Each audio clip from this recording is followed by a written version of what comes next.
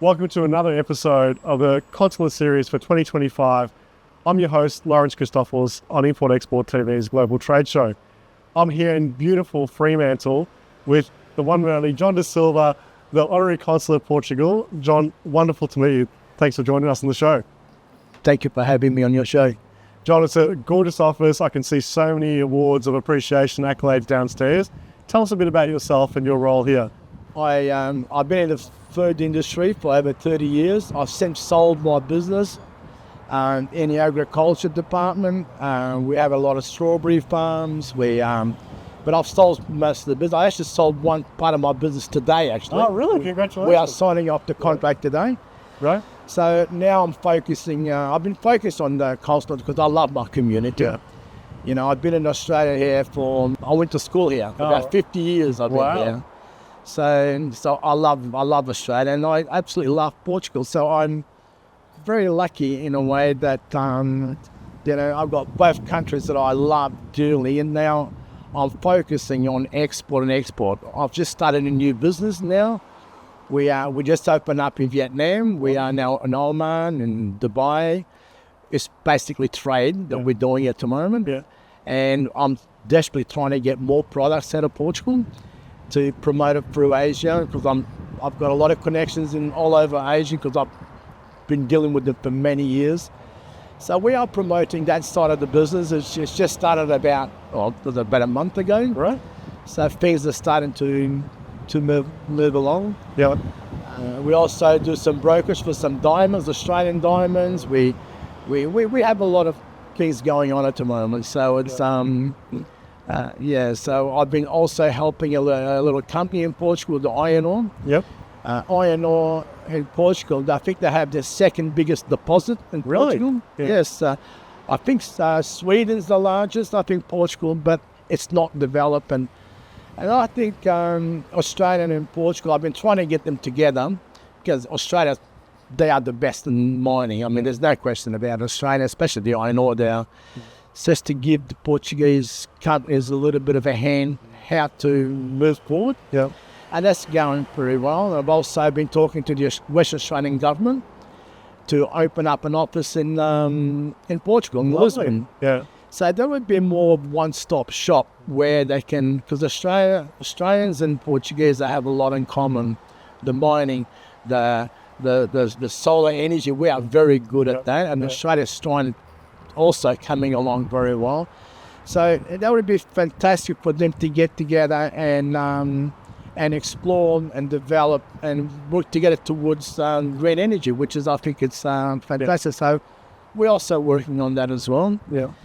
There's a lot of companies that contact my office that want to open up mining in Portugal, because Portugal's very good. They've got a lot of lithium. Yep.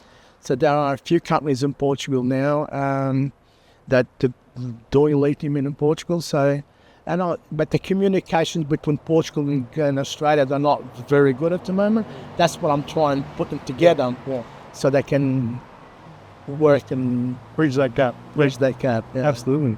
So, John, you talked about some of those sectors already, but, and you've obviously got a man of many talents. You've been such a big part of the community. I can see that the recognition is there, and John, the passion obviously is quite evident as well. Tell us about, obviously, apart from the mining, what other sectors are there, do you think there's opportunities for Australia to do with Portugal? Yeah, apart from the mining, the tourism sector, which is Australia, they are very good, but I think, unfortunately, Portugal is better because they've got a lot of tourism in Portugal.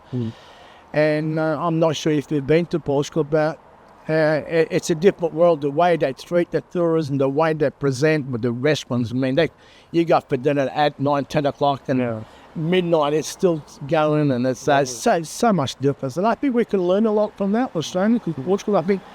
So therefore, I think the Australian tourism and Portugal just try and maybe we'll start working together a little bit, because tourism is big business, and I think both countries can learn from each other. And as you say, I think tourism leads to business opportunities. People go there, they want to set up different types of distribution channels and products and services. Well, there's quite a few Australians moving over to Portugal regarding the tourism. There's quite a few. Well, we hear them all the time. They're moving over there. Yeah. Because Portugal is just moving. I'm not sure if you've seen the figures. I'm not sure what the figures are, but they are moving every year the tourism just keeps going up. Yep. And I'm actually from the island Madeira, Okay. and I think there's 300,000 people live on the island. Really? And at the peak of the tourism, it doubles to 600. So there's about 300,000 people that come tourism there Wow. every year. So it's just it's huge. Massive part of the massive part. of the economy. Yeah. So yeah. Great. So with that in mind, what tips and advice, John, would you give to Australian companies?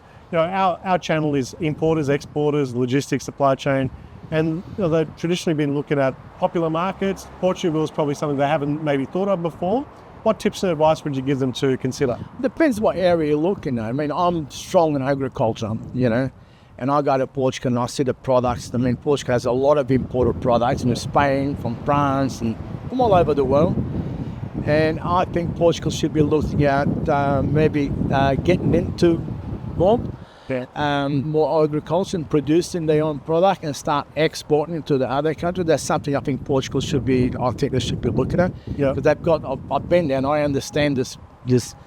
They've got the soil, they've got the sun, they've got everything there. Yeah. Just a matter of developing it, and I think that's one area that I think they should be looking at. Yeah. Yeah. What about strategic location, John? So Portugal, how can Australian companies maybe even use that as a springboard into other surrounding markets? Is that an opportunity? Well, yeah. Well, Portugal is very. I think it's central to Europe. I mean, you've got Spain next door. You got England just up the road.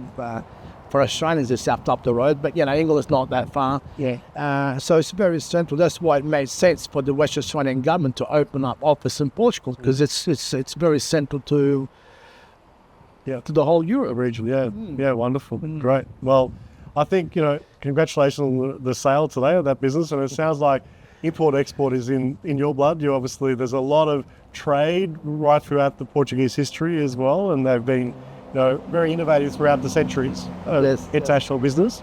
So, it's been great to have you on the show. I think that we're going to see more and more Australian companies tap into these type of markets, and Portugal is one of those. So we encourage everyone to take a look, reach out to you, and talk about some of the things, apart from the consulate role and your other business ventures. What have you got in mind for 2025? On a community level? No, all of it. Yeah. Okay, on a community level, we have our new Portuguese club being built as we speak. It just started about 3 weeks ago. Wow. And I think something in the near of the $8 million project. Really? So it's a community Portuguese centre we are building. For the last 7 years, we've been doing the Western Australian Portuguese Citizen of the Year. Really? Yeah. And it's been very successful. I'll bring the Portuguese traditional guitars, fado guitars, and everyone gets one each. So the last 7 years, we've given 42 guitars to each winner. Yeah. And that's just to promote the Portuguese traditional music, which is fado. And that's working very well. I think we're going to have this our next one, I think it's in October. Really? And everyone's sort of, our Consul General in Sydney, she always comes over here, our ambassador, they all come to attend. And it's something unique that throughout the Portuguese community, throughout the world, no one's ever done this. Really? And it's working really well. It's recognising our Portuguese community in our community in Western Australia, and I think that's very proud of that. Wow. Well, thank you so much. It's been an absolute pleasure. Thank you for inviting us into your beautiful office here in Fremantle. Thank you.